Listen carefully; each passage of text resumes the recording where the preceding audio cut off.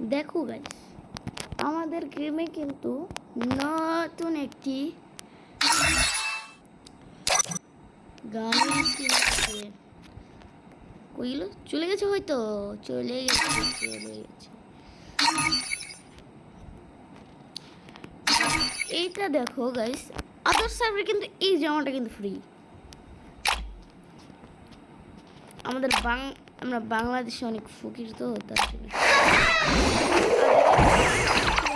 বলের মতনই হালকা।